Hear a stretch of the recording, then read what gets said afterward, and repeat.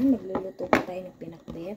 May talong, may ang tawag dito, squash, sitaw, okra, kamatis, ampalaya, at yung sibuyas. Galing po lahat ng ating garden.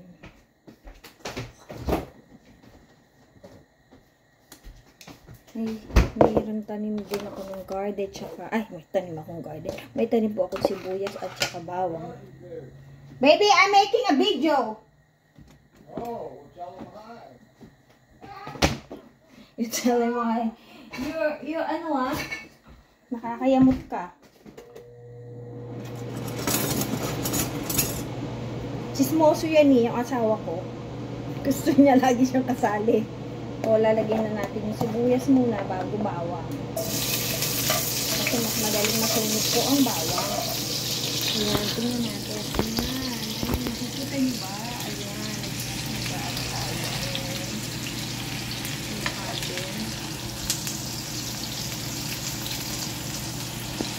Ayan, bawang. Ay, sibuyas muna po. And then, we're gonna put our bawang. Ay, Diyos ko ba? Ano ba yan? Malalagyan sa kakatakot. Eto, ginagawa ko na po ganito yung bawang kasi pag marami akong bawang, para hindi siya masira, ganito ang gawin nyo, i-grind nyo, tapos lagyan nyo ng mantika. It will last forever in your fridge. Mayan, may mantika po yan. Marami po akong ganyang stock sa bahay. Pati yung sibuyas, ginaganto ko. Kasi ang dami ko sibuyas. So, meron na akong lalagyan para hindi ako kada magluluto, merong, alam mo yun, hiwa ng hiwa.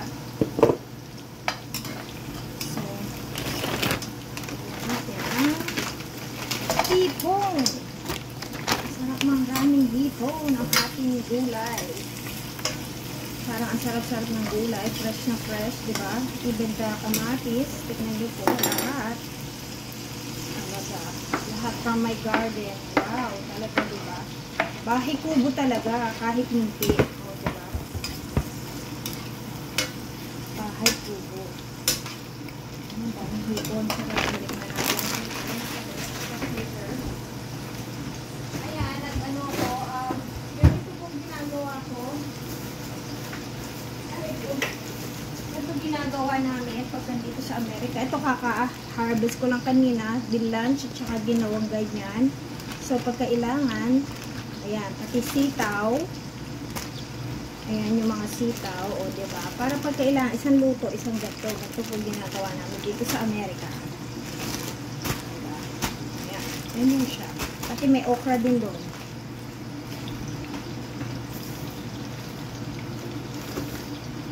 May okra din, nakalanto din. So, isang gamit, ganun. Tapos, may harvest din po akong sili na verde.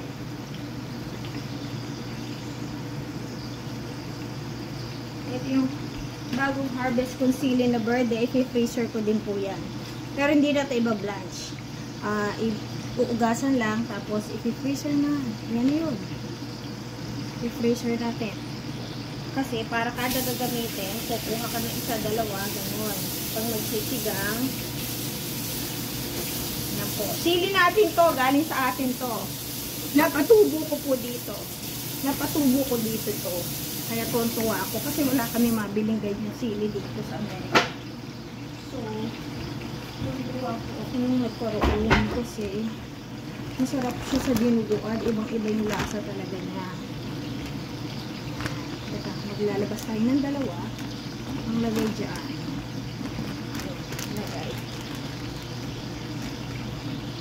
Lagay nyo mo lang. Aalisin yung hangin. Freezer na ulit natin. Yun.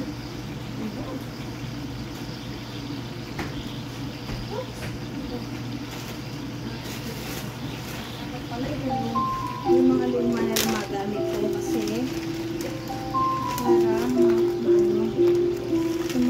ito from last year pa po to. From last year pa to namin. Diba? Hanggang ngayon, pinapakinabangan ko pa. From last year pa po yan. gagamitin natin yan sa dinuguan lahat.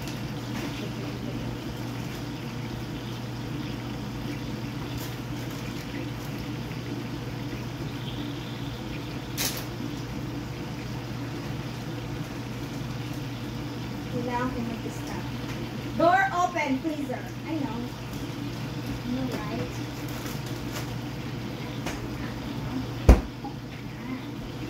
Tapos, sarap. Diba?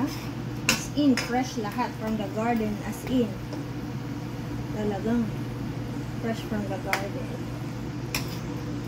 Gusto ko lang ng gulay. Kaya parang nakakaano na walang gulay. Nakakamiss kumain ng gulay. Lagay na natin ito sa ref. Marami po akong bawang, marami po akong harvest nung nakaraan. Nilagay ko lahat sa ganito. 3 yata yun.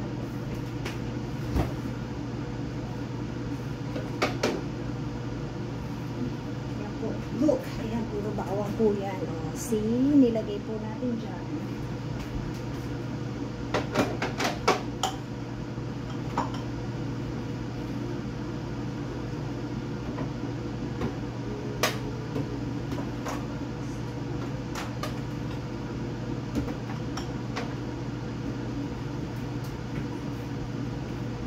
Alamang para masarap, di ba? Pre-cook na din yung alamang. Nilagay ko na dyan. Konti lang kasi bawal sa akin yan. Ang lasa lang ba? Parang may lasa. Sarap. Sarap ng gulay. Oh my God. I'm so excited. Di ba? I'm so excited.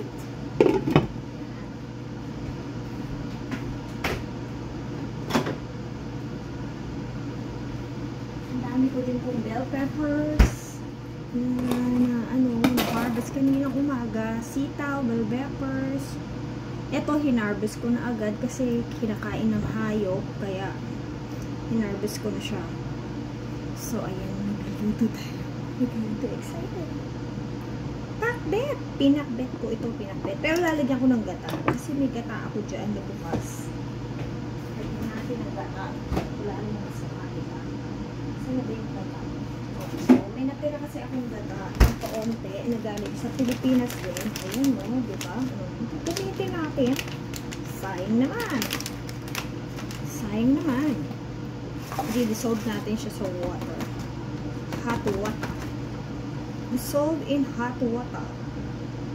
Oh, dissolve 1 pack and 3 cups warm water. Alright. Ayan. Diba? Sarap. Ang ikli ng buhok ko nung nagpagupit ko ako. Nung nasa Pilipinas dahil sobrang init. Ano siya? Nakikita nyo ba? Nakikita nyo ba? Ayun yun. Oh, diba? Pak! Sarap. Sarap, diba?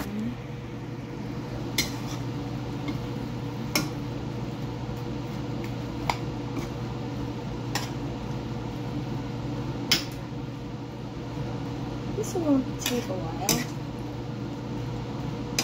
Baby, I'm cooking vegetable all from our garden, from garlic to onions to all of the ingredients. The only thing that doesn't comes from our garden is the shrimp, but it's all from our garden.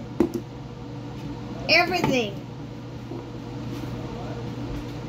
I like to eat some vegetables.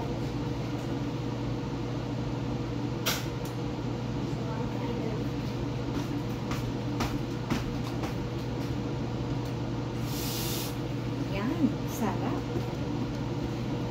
I-dissolve natin yung gata. Sarap may gata, di ba? Pakbet na may gata. Diba? Ang sarap.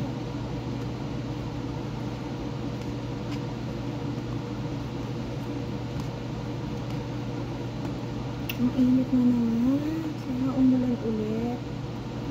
Gusto ko pang pag umuulan dito. Parang Pinas lang. Naalala ko, diba, pag umuulan, naalala ko sa Pinas.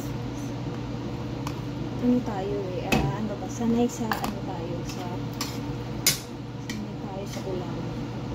Ay, sarap. My God, I'm so excited with this because so fresh talaga. All from the garden. Lagay na natin tong ay, wag yung ampalaya muna. Ampalaya, hindi ko na yung maliliit na ampalaya to. Ano tawag ba to? Sige, lagay na nga natin lahat. Kasi pag pulo, ayan siya. Pati yung talong.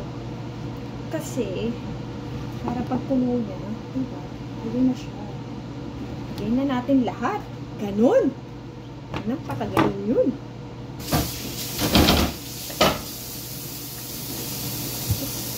O, diba? At saka natin linisin. Ayoko po na makalat ang kitchen. Hate ko po ang makalat sa kitchen. So, gusto ko pagka linis agad. Ayun. Then, cover it. Ayan na. Tingnan nyo. Cover it. Look at that. So, cover na na. And wait, maybe like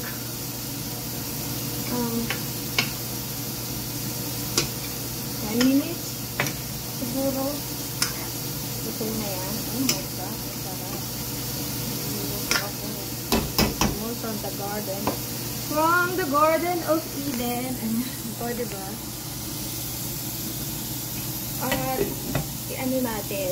Wait natin. And then, pakita ko sa inyo ang result later. Ayan. I'm back. Luto na po siya. Diba? Ang bilis. Makabuin na. Pero mamaya pa kami kakain. Kasi ayun ang asawa ko na hindi po kami sabi ko kain na araw. Sarap.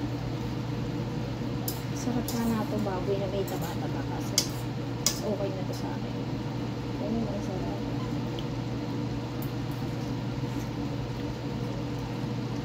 Maanghang. Mainit. Ang sarap po niya. Oh my gosh, fresh na fresh. Ang namis. Alam niyo yun, ibang-iba yung lasa ng fresh. Fresh from the garden. Sarap, baby! Yummy! The veggies! Sarap. Init. Init po Pwede ko na dyan. Sarap. Sarap. Patayin na natin kasi po ayoko pong masyado na masyadong so sige po, kakain na kami until next lutong ulam.